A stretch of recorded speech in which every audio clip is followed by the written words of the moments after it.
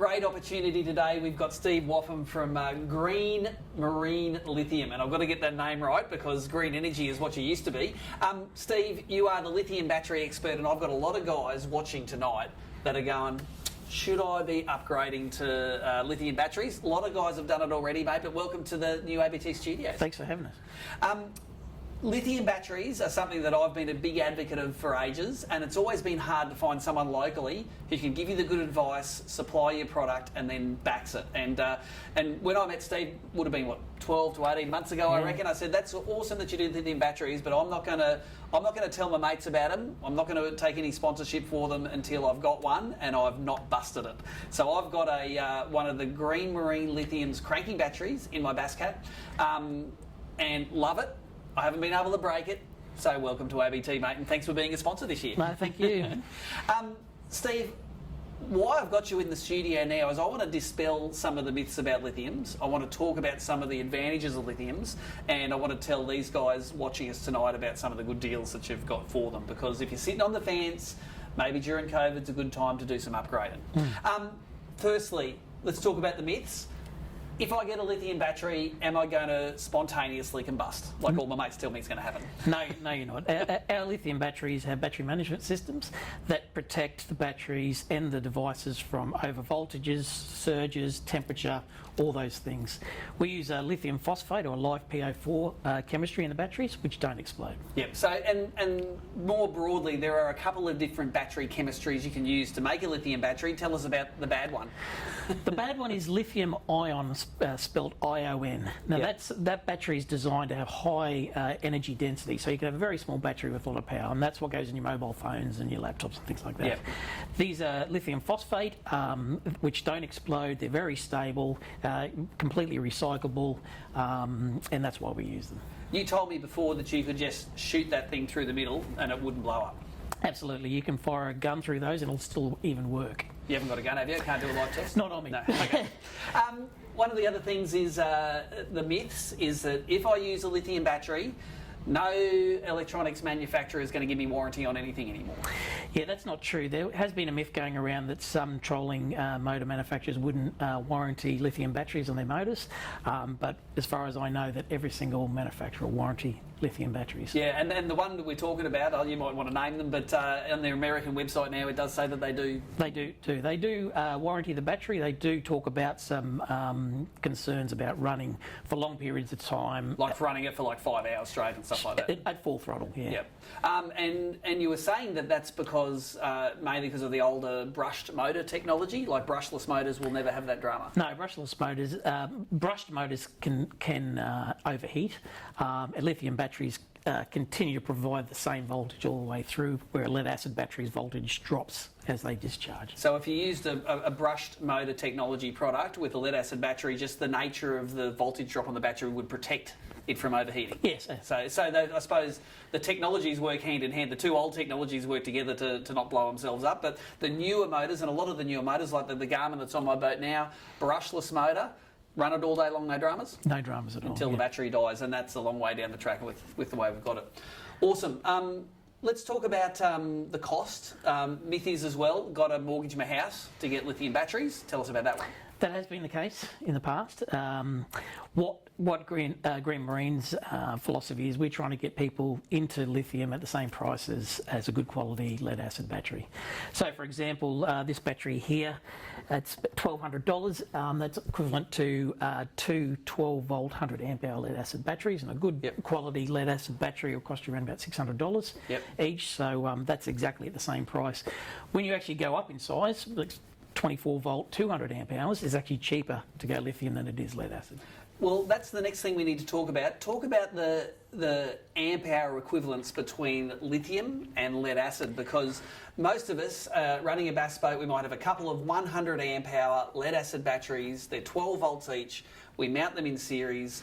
They weigh about 80 kilograms, and we use them to power our electric motor. Now, a concern, I suppose, for guys upgrading is that the equivalent in lithium is a 50 amp hour system. That's correct. So this battery here, this one case replaces your two 100 amp hour batteries. Explain the difference in how that's metered, I suppose. Yeah, lead acid batteries, as I said before, the voltage reduces as they discharge. A lithium battery maintains the voltage all the way through to about 90%, then the voltage drops. So a lead acid battery you can only discharge to about 50% because the voltage available after that is too low to run your trolling motor or anything from that matter. Where lithium batteries you can discharge nearly to 100% and they provide. So let's talk about in a practical situation now. If you've got two 100 amp hour 12 volt lead acid batteries in your boat, they weigh about 80 kilograms between those two batteries. It gets replaced with this one box right here. How much does that weigh? That weighs 7 kilos. Yep. I mean, we've had customers say that their 60 horsepower outboard motors actually now the boat's travelling 5 kilometres faster just by the reduction in weight. Yep. So there you go. And even if you're nervous about it, you think I'm definitely going to run my battery out if I run it. If I want to get a 100 amp hour version of this, does it weigh proportionally as much? Is it like 14, 15 kilos? It is. It's double the cell capacity. There's some minor savings because you still have one battery management system, and the case is relatively the same size. But it's pretty much double, I suppose. So there you go. Let's talk about and that's to power your 24 volt electric motor, which is pretty standard on most of the bass boats. Let's talk about cranking batteries as well. I know that in my old boat, I'd have two 40 kilo lead acid batteries, then I'd have a 40 kilo crank battery because I was afraid that my sounders, my live well, my lights, my hydro wave, all of my stuff together would get my main lead acid battery to a point that would not start my outboard motor. And guys have done that. We've done that on lead acid batteries. Why is a lithium crank, why is that an advantage for me now? There's a couple of advantages. A lead acid battery can only receive about 5 to 7 amps of recharging. The cranking batteries, your outboard, for example, can take 90 amps. Yep. So the difference would be if you were to charge a 100 amp hour battery, you'd have to drive 14 to 20 hours before you'd actually fully recharge it, where the lithium cranking batteries will be charged in 2 hours. So that actually gives you extra capacity because you can actually recharge your battery back up to full capacity. With the battery management system, it only gives you the power you need, so they're more efficient. And I would second that because the one that you've put in my boat, I've only ever recharged it once ever. Whenever I turn the battery on and I turn the boat on, it's funny, the app on my phone goes bing and it tells me that I've got 13.28 volts or something like that in there. And I've never had to do it. The only time I've ever had to charge it is when I accidentally left the sounder on at the back one day and I came back 2 weeks later and it is gone. But I got my little charger, I plugged it in, a couple of hours, she was back to schmicko again. So that is awesome. So we've talked about some of the myths, and the last myth I want to talk about is like the technology inside the batteries. Like the first lithiums I got were a whole series of like AA batteries all strung together on the inside. You don't use that technology in these batteries, do you? No, you can still buy the cylindrical battery, they call it. We don't use it just for the fact that it's very difficult to make very robust. They're held together by a little plastic, like an egg cup type arrangement, and if one was to break off, the whole battery is sort of ruined. We use a prism cell battery. It's a big, thick, solid rectangular cell, and it's all packed in nice and tight. So they all pack in nice and tight together, and there's no potential for them to sort of jolt apart, and these things can copper flog in the bass boat. Absolutely. I mean, we fill them with high density foam and fire retardant, things like that. And our aim is so they just don't move. They don't move at all. Awesome. Now, we've talked a little bit about the weight advantages, and when it comes to the crunch, again, let's talk about the 120 kilos of lead acid batteries most guys would have in their bass boats. What does that system come down to in weight? From 120 kilos for a crank and one of these, what do they weigh together? I suppose you'd probably, between the two batteries, about 10 kilos. So you're looking from 120 to 10 kilos. That's a big difference. And that's like throwing one big fat bastard off the back of your boat, isn't it? Absolutely. And you all know how much better your boat goes when there's one fewer people in it. Imagine if there's you and not that person sitting next to you, that is how much better your boat performs. So don't underestimate the amount of weight that you can chuck out of your boat while still having all of these performance advantages. Talk about this, you hinted at it before, this power curve. Explain to the guys that don't know much about lithium about the difference in that power discharge curve between the lead acid batteries and the lithiums. A lead acid battery, as it discharges, the voltage drops till it gets to a point where it can't run the device it's trying to run. Yep. Lithium is designed to maintain the voltage constantly to about 90%, where then it starts to drop away. That's actually good for electric motors, to have constant power supply. Drops in power, and if power falls below, motors cut in and out and they can burn out. Yeah. So yeah, they don't like that on off, do they? No, it wears them out. I mean, it's the same with any electrical appliance. If you have a below voltage, it's just as dangerous as over voltage when it comes to ruining appliances. Yeah. The lithium, though, so it means if you discharge one of these, and I have the world's best session and I'm using that thing all day, when it drops off, like as soon as you feel it dropping off, you know you're about to run out. Yeah. Well, with the battery management system, we have a Bluetooth app in them. Yep. So you can actually monitor exactly what your battery's doing and how much life. You can even set up alerts to say when it gets to 20%, let me know, yeah. Let me know, so it gives you a bit of warning. And that's all on the Bluetooth system, so if you're an electric motor guy and you're up the back of Hins where there's no service, it still works on your Bluetooth. phone. Yeah. And look, it's a cool system. The one I've got on my boat is actually you just put it between the two terminals and the little Bluetooth dongle talks to my phone. Is it built into some of the batteries now? Or? The storage batteries now, we have them built in. The cranking batteries is a different Bluetooth, because there's also measuring cold cranking amps and things like that as well. So two different apps. One's external. We are looking to put them both in because everyone loves them. They just got all this information about how many volts and watts their motors are pulling, and it really helps them determine distance and what they're doing. Now, you mentioned before about how quick these things take a charge, and I'll attest to the fact that most guys, if you're a tournament guy, you finish your first tournament day, you plug either your onboard charger or your offboard charger, you plug it in, you go to bed at night, you wake up in the morning, hopefully all the cords are still in and those lead acid batteries have got back up to where they were. I can attest to the fact that with a lithium battery and a high capacity charger, I can come back in, first thing I do, plug the battery into charge, then I can rig all my tackle, and an hour later when I finish rigging all my tackle and putting it away, I go back to the battery, that sucker's already charged for the next day. And then I don't have to have a charger in the boat anymore that's all secure. I can just take the charger off, wrap it up, put it back in the car. It's not getting wrecked with the salt water, and regardless of how good you think your waterproofing is on your charger, you don't want it living in the back of your boat, I reckon. It's extra weight in there and it can corrode. That to me is a real advantage, because I've had a lot of people come to me at the start of the morning and go, oh, my battery didn't charge because someone pulled the plug out, or someone kicked it out, or some local kids pulled it out, or one of your jealous fellow competitors gave it a little bit of a tug on the cord. So for me, that charging time frame is actually a real advantage. And I know that your chargers, you can buy them that kick out various amps, but even the little one I have for my 12-volt battery, it kicks out like 20 amps. Yeah, absolutely. Because lithium can charge so quickly, you might as well take advantage of it. The beauty, I suppose, when you're travelling back to base, your battery is going to be fairly full anyway. Yep. Your cranking battery, Your cranking battery is going to be fairly full. The Air Sea Rescue guys, they say the second biggest reason for breakdowns is flat batteries. Yep. Now, you can have a perfectly brand new battery, and if you start travel, you're going to flatten that battery because it just keeps on reducing in capacity, because it can only be recharged is less than what you're actually using. With the lithium, it takes so much charge, it always stays at the top end of the charge, which gives it extra life as well. And the chances of you having a flat battery are pretty slim. Yeah, I must admit, the only time I've flattened mine is when I left my sounder on for 2 weeks, and the charger soon fixed that up. One of the comments about your chargers, I've got that little 20 amp charger. It doesn't feel like a charger. Like, there's no massive transformer in it. I look at it, I just go, is there any middle in this? Like, it only weighs about 100 grams. It's like, what's going on with that? Yeah, well, they've updated the electronics now. The old school great big magnet and wire thing, that's what weighed so heavy. Yep. Now it's all electronic. It weighs next to nothing. It's a bit difficult sometimes to convince people that it's a quality charger because it weighs so light, but it's actually got even less ways to fail now with being electronic. Yeah. No, when you sold me the charger, I'm like, yep, okay, that's awesome. I hope I never need to use that because I don't think there's any guts in it.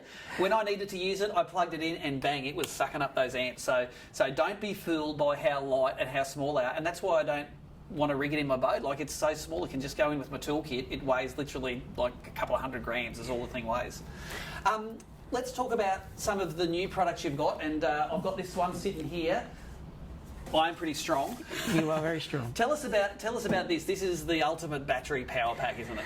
This we designed this originally for golf carts, and that particular battery there is a 48 volt, 105 amp hour battery. Now that would replace 6 batteries in a golf cart, drop straight in, double the capacity, 4 times the life. Yep. We are now starting to sell those in the electric trolling motors for those who've got the larger trolling motors. But in that same case design, we put 36, 48, and we can also custom make any design. So if people have got a special particular size they need to fill, we can make a battery because we manufacture them. And if you have got a business that has made a whole heap of money in COVID and want to make the ultimate electric boat, you can power it, can't you?